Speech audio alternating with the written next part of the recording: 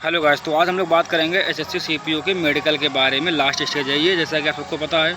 और इसमें हम ग्राउंड कवर करेंगे लखनऊ का मोहनलालगंज में जो एसएसबी का 4th बटालियन सेंटर है। वैसे चैनल पे वीडियो पड़ा है मैंने, यहाँ पर एसएसबी हेड कांस्टेबल कम्युनिकेशन का भी यहाँ पे मेडिकल दिया था, बट उसमें और इसके मेडिकल में बहुत ज़्यादा डिफरेंस मुझे दिखा। तो बहुत ही शॉर्ट में और सारी चीज़ों पर बात करेंगे कि क्या क्या पॉइंट चेक होते हैं और क्या प्रोसीजर है स्टार्टिंग से लेकर एग्जिट तक का, क्या कैसा रहता है ना। तो अभी जैसा आप सबको पता होगा कि कल यहाँ पे लास्ट डे है एंट्री का, और इसके बाद में लगभग उम्मीद भी है कि अगले 10 दिनों में सारा ये प्रोसीजर ख़त्म हो जाएगा और 15-20 दिन में हम लोगों का रिजल्ट भी आ जाएगा। तो चलो बिना कोई टाइम वेस्ट के सीधे बात करते हैं पॉइंट पे। तो मैं आपको बता दूं कि मेरी एंट्री थी 19 तारीख को, तो 19 को मैं वहाँ पर पहुँचा और मेरा CGL का एग्ज़ाम भी था 21 को। तो मैंने वहाँ पर डेट एक्सटेंड कराई, तो वो कोई ऐसा नोटिस नहीं दे रहा है, कुछ भी नहीं है, बट वो ऐसा ओरली बोल देते हैं कि हाँ चले जाओ और फिर 25 के पहले पहले आ जाना, क्योंकि लास्ट एंट्री का जो दिन है वो 25 है, यानी कल। तो वैसे वीडियो में बहुत डिले हो गया है, लेकिन अभी भी जो भी कल हो या जिनको जा करके वहाँ से कुछ उनका प्रोसेस हो वो देख सकते हैं यार, तो शायद इससे कुछ हेल्प मिलेगी। वैसे मैं खुद ही बहुत लेट हो गया हूँ। तो मैंने फिर एग्ज़ाम देने के बाद 22 तारीख को एंट्री वहाँ पे करी, और कल यानी 23 को मैं फाइनली सब कुछ फिट होकर वहाँ से बाहर निकला 2 दिन में। तो अभी मैं आपको बताता हूँ, देखो वैसे मैं बता चुका हूँ एसएसबी वाले वीडियो में कि जाना कैसे क्या करना है, लेकिन फिर भी मैं इसमें रिपीट कर देता हूँ एक बार। और थोड़ा यार जल्दी भी मैं बोल रहा हूँ, क्योंकि कोई वीडियो को लंबा नहीं करना है कि बहुत इसको लंबा करूँ। समझ लीजिए आपको सारी मैं जो लेकिन इंपॉर्टेंट पॉइंट हैं, जो भी ध्यान देने वाली बातें मैं सब कुछ बता दूँगा इसमें। तो देखिए, कोई भी कहीं से आ रहा है, सबसे पहले उसको उतरना है लखनऊ चारबाग के जंक्शन में, कहीं भी उतर ले, छोटी लाइन बड़ी लाइन पे, ठीक है। उतरने के बाद उसको बस में बैठना है रायबरेली वाली बस पे। रायबरेली वाली बस से बैठने पे हाईवे पे हमारा सेंटर है, ठीक है। तो बस में हमको बोल देना है कि हमको मोहनलालगंज में जो सेंटर है एसएसबी का, उसमें जाना है। बस वाला 50 रुपये लेता है और आराम से वहाँ पे हम लोगों को उतार देगा। 1 घंटे का टाइम लगता है, लगभग दूरी 26-27 किलोमीटर है। ये हो गया बस से। अब अगर हमको ऑटो से जाना है तो वहीं पे, अच्छा रात में ऑटो शायद लगभग नहीं मिलते हैं, तो बस ही पकड़नी पड़ेगी। लेकिन अगर हम लोग दिन में आ रहे हैं तो दिन में हम लोगों को ऑटो बहुत आराम से मिल जाएंगे। ऑटो हम लोग वहाँ से पकड़ेंगे और ऑटो से हम जाएंगे मोहनलालगंज तक, है ना। मोहनलालगंज से दूरी है लगभग 5 किलोमीटर सेंटर की, तो वहाँ से 10 रुपये लेता ऑटो है और फिर आगे हम पहुँच जाएंगे।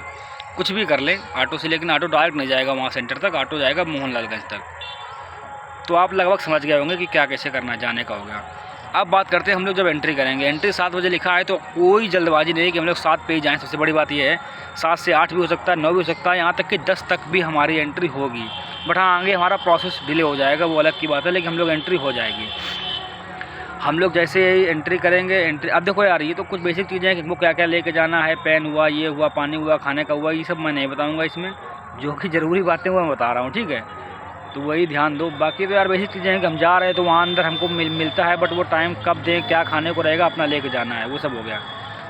अब बात करते हैं कि हम आप लोग जैसा पता हो कि यहाँ पे हमारा डीवी और मेडिकल है, तो सारे डॉक्यूमेंट हम लोगों को लेकर जाने हैं। डीवी में जो भी हमारे लगेंगे वो चाहे अच्छा, वो वहाँ पे डेट लगाए थे, मैं आपको बता देता हूँ डीवी के टाइम पे तो क्या सीक्वेंस होना चाहिए, और क्रिसुअल डेट का भी लिखे थे। तो यार कल वाले देख सकते हैं, साथ बहुत हेल्प मिलेगी। अभी इसको कर दूँगा मैं अपलोड। देखो सबसे पहले बात करते हैं 10th की। 10th का ले जाना है, जिनका CBSE से हो डिग्री मार्कशीट उनका अलग अलग है, तो समझ जाना। तो 10th का चाहिए डिग्री मार्कशीट, हम लोगों का यूपी बोर्ड से एक ही होता है, तो वो जिनका अलग वो समझ लें। तो 10th का चाहिए डिग्री मार्कशीट, और 12th का चाहिए डिग्री मार्कशीट, और उसके बाद ग्रेजुएशन BSc MSc, या सॉरी MSc नहीं, BSc जिसने किया हो या BA, जो भी उनका हो, ग्रेजुएशन बस हम लोगों को लेकर जाना है, और डिग्री प्लस मार्कशीट दोनों लेकर जाना है। बात करें हम अपनी, तो मेरा अभी तक मुझे डिग्री नहीं मिला था, तो मैंने वो ऑनलाइन करके फीस कटता है और डिग्री मैंने तुरंत वहाँ से अपलोड हो जाती है, ठीक है। तो इसको कर लेते हैं, और उसके बाद में ओरिजिनल डिग्री वो हमारी आती है बाद में, लेकिन वो वहाँ पे काम चल जाती है। तो ये हो गया। तो डिग्री और मार्कशीट का बता दें मैंने, ग्रेजुएशन का। उसके बाद में कास्ट सर्टिफिकेट, वो जो भी कास्ट हो, WS हो गया, OBC हो गया, SC हो गया, कास्ट का हो गया। उसके बाद आधार कार्ड हो गया, और हमारा डोमिसाइल हो गया, निवास। इसके अलावा कोई भी डॉक्यूमेंट हम लोगों को वहाँ पे नहीं चाहिए। अब बात करते हैं कि क्रिसुअल डेट क्या है। वो EWS का हो गया, चाहे वो SC ST किसी का भी हो, वो डेट है हम लोगों की है वो अप्रैल में, अप्रैल 2024 के बाद का डॉक्यूमेंट इधर बना होना चाहिए। ये चीज़ हो गई, सॉरी अप्रैल नहीं, मार्च थी, मार्च के बाद का इधर होना चाहिए, 24 के बाद का। वो फार्म के टाइम का ही देख रहे हैं, तो आप समझ गए। 6 डॉक्यूमेंट चाहिए, अप्रैल 24 के बाद का डॉक्यूमेंट होना चाहिए। तो ये सारा प्रोसेस हो गया डीवी का। अब जब हम लोग एंट्री करेंगे, अंदर हमको बिठाएंगे, बिठाने के बाद बायोमेट्रिक होगा, सारा चीज़ें हमारी होंगी बायोमेट्रिक की। उसके बाद डीवी के लिए हमको आगे बढ़ा देंगे। डीवी हमारा हो जाएगा डीवी के बाद तुरंत हमको वहाँ बस में बिठाएंगे, बस से हमको ले जाएंगे हॉस्पिटल में। 1-2-3 हॉस्पिटल इन्होंने हायर करे हैं, जो कि हमारा ये ब्लड हुआ और यूरिन हुआ, एक्सरे हुआ, ये सब कराते हैं वहाँ पे। हम लोग वहाँ पे जाएंगे। फर्स्ट डे का सिर्फ इतना ही प्रोसेस है कि हमारा डीवी होगा और उसके बाद हम लोग जाएंगे हॉस्पिटल में, हमारा ये सैंपल वगैरह हो जाएगा। ये है फर्स्ट डे का प्रोसेस, जो कि मेरा 22 को हुआ। डीवी होते होते सुबह एंट्री के बाद से डीवी लगभग हमारा हुआ 5 बजे। 6 बजे हम लोग बस से वहाँ गए और रात में हमको 10 बजे छोड़ा।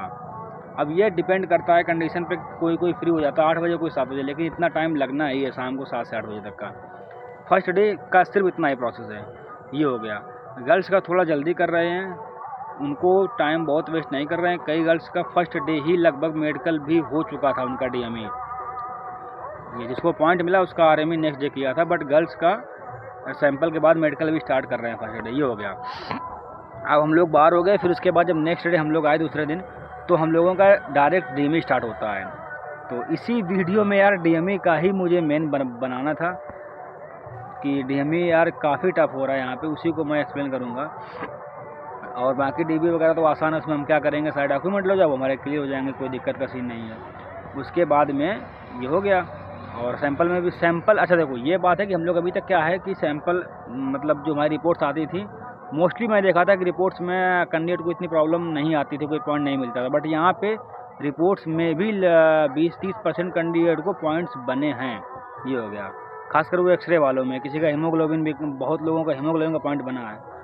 अब बात करते हैं सेकेंड डे डायरेक्ट DME पर। हम लोग एंट्री करेंगे 7 बजे, 8 बजे फिर एंट्री करेंगे और एंट्री करके हम लोग सीधा पहुँच जाएंगे 1-1.5 घंटे बाद में हमारा DME के लिए। अब बात करते हैं DME में हमारे 6 बोर्ड बने हैं। 6 बोर्ड मतलब 6 डॉक्टर। 6 डॉक्टर में से जो बोर्ड नंबर 4 हैं, 4 के डॉक्टर का वहाँ पे बहुत ज़्यादा खौफ है। सारे कैंप में, चाहे वो कैंडिडेट हो या कोई स्टाफ का हो, सब लोग ये मानते हैं कि जो 4th नंबर के जो डॉक्टर हैं हमारे, उनका नाम दिनेश सर करके कुछ है, वो बहुत ही टफ़ कर रहे हैं। एक तो उनके रूल्स रेगुलेशंस और काफ़ी वो टाइट मतलब रहते हैं, ऐसा नहीं है कि वो ज़रा सा भी मतलब, उनका काफ़ी स्ट्रिक्ट है वो। और अभी मैं आपको बताऊं कि मेरा जो बैच था, हम लोग 17 लोग गए। 17 लोग में से केवल उन्होंने 2 लोग को पास किया है ना, 2 में से 1 मैं भी था। तो अब बताता हूं मैं कि अच्छा, वैसे अगर बात करें सारे बोर्ड्स की, तो जो 6 डॉक्टर्स हैं, 6 बोर्ड हैं, सब लोग यहाँ पे चीज़ें मतलब हम कह सकते हैं कि सबका टफ हो रहा है, सब में पॉइंट्स बन रहे हैं। 50% से प्लस ही कह सकते हैं कि वो पॉइंट्स बना रहे हैं लड़कों के, या बन ही रहे हैं उनके। मैं ये नहीं कह रहा हूँ कि बना रहे हैं, लेकिन 50% से ज़्यादा को पॉइंट मिल रहे हैं, यानी आर्मी में वो जा रहे हैं। बट जो 4th है, 4th में यार 90% तक आर्मी में जा रहे हैं। पास होने का रेशियो बहुत ही कम है वहाँ पे, 1 या 2 बस। तो अभी आपको क्या समझना है कि सबसे पहली बात ये कि यार यही मतलब उम्मीद करना भगवान से कि 4th वाला बैच ना मिले, क्योंकि 4th वाला बोर्ड अगर मिल गया ना तो कन्फर्म सी बात है कि यार आर्मी में हम लोग जाएंगे ही जाएंगे। अब क्या होता है कि जैसे हाँ, एक वेट का बहुत बड़ा इशू है कि मेरा जैसे वेट था, ओवर वेट पे बहुत ध्यान देना। एक लड़के का बोर्ड नंबर 4 में सिर्फ 200 ग्राम ओवर था, उसको पॉइंट दे दिया 200 ग्राम में। यहाँ से आप समझ सकते हैं। उसके बाद में मतलब लड़कों को जो पॉइंट बने नहीं हैं, वो उनको इससे पहले मेडिकल में कहीं नहीं मिले, वो तक उनको पॉइंट यहाँ पे नए पॉइंट मिल रहे हैं। यानी मोहनलालगंज का मेडिकल में आर्मी में जाने का बहुत ज़्यादा रेशियो है। 80 से 90% लड़के आर्मी में जा रहे हैं टोटल, जितनी रिपोर्टिंग होती है सेम डे। अब हम बात करते हैं कि क्या वो पॉइंट वो सारे बेसिक से करते हैं, कोई ऐसा नहीं है। वो चाहे हमारी जब तक जांच भी, रिपोर्ट्स भी सारी आ जाती हैं, वो जो सैंपल हम दिए होते हैं। अब यार देखो, मैं आपको एक पॉइंट नहीं बताऊंगा, जिसको जिस पॉइंट का डाउट है वो पूछ लेना कमेंट में। मैंने ये बता दिया, जो भी बेसिक्स पॉइंट होते हैं वो हमारे वो चेक करते हैं, उन्हीं पॉइंट में वो हमारे बना देते हैं आर्मी के लिए। तो अब मेडिकल में मैं नहीं बता पाऊँगा यार कि क्या क्या वो पहले क्या चेक किए फिर क्या किए, सब आप लोगों को पता होगा। ऐसा तो है नहीं कि बहुत ही फ्रेशर तो बहुत कम होंगे, सबको पता होगा। जो नहीं पता है तो अपना वो इंडिविजुअल पॉइंट बता के पूछना, बता दूंगा मैं। लेकिन मैं इतना बोल रहा हूँ कि टफ है, उम्मीद करना और भगवान से बोलना कि बोर्ड नंबर 4 ना मिले, और उसके बाद मिलता है तो वहाँ पे ठीक ठाक रेशियो पास होने का है। अगर वहाँ अदर बोर्ड में क्या है, अगर आपको प्रॉब्लम जेन्यून है, पॉइंट मिलेगा। यहाँ पे क्या है, सर को डाउट होता है, पॉइंट लगा दिए। मतलब ये भी नहीं कि दोबारा से वेरीफाई करें, कैंडिडेट से बात करें, कुछ भी नहीं, दिखा पॉइंट लगाया। और एक को 3-3, 4-4, 5-5 पॉइंट दे रहे हैं। तो बस हाँ, बस ये हो गया। यानी जो फिट होता है तो हमारा डीएमई हो जाता है 1 घंटे में। डीएमई सारे बोर्ड ख़त्म कर देते हैं कैंडिडेट का। हम लोग बाहर बैठेंगे, हमारा रिजल्ट बनेगा। आर्मी लेते हैं तो आर्मी का मिलेगा हमको कि नेक्स्ट डे कब आना है, कल अगले दिन, और हमारे पास होते हैं तो हम लोग बाहर आ जाएंगे। ये सारा प्रोसेस है। यानी कि 2 दिन में अगर हम लोग आर्मी मिलता है तब भी बाहर आ जाएंगे, और हम लोग क्लियर होते हैं तब भी बाहर आ जाएंगे। फिर आर्मी का वहाँ पे 3 से 4-5 दिन लग रहे हैं, डिपेंड कर रहा है पॉइंट पे क्या कैसा किसी को वैक्स का मिला तो वो अगले दिन कन्फर्म उसका क्लियर हो जाएगा। किसी को बीपी का मिला, कुछ भी। वैसे बीपी वाला जो पॉइंट है पल्स का है, इनमें यार लंबा टाइम ले रहे हैं। कैंडिडेट बता रहे हैं कि बीपी पल्स वालों को वहाँ एडमिट भी कर रहे हैं 2-3 दिन।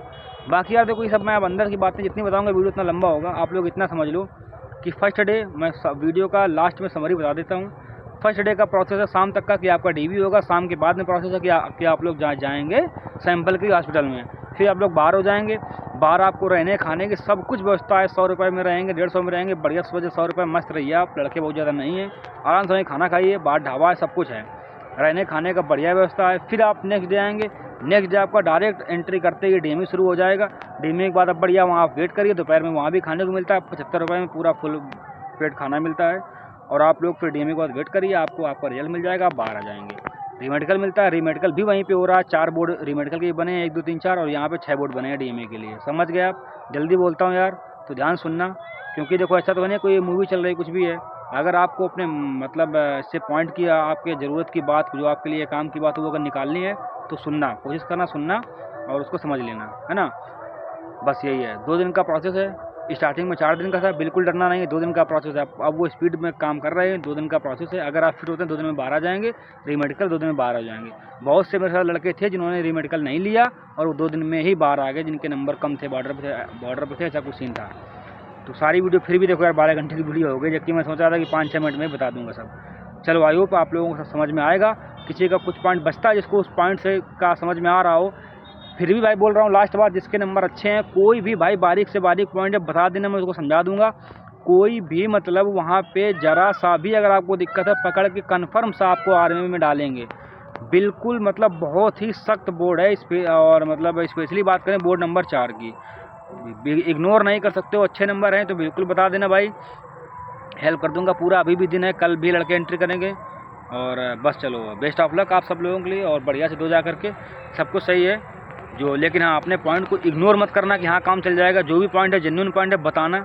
हेल्प जितनी होगी उतनी कर दूंगा। तो ठीक है भाई, मिलते हैं नेक्स्ट वीडियो में। तब तक के लिए बाय, और अपना ध्यान रखिए।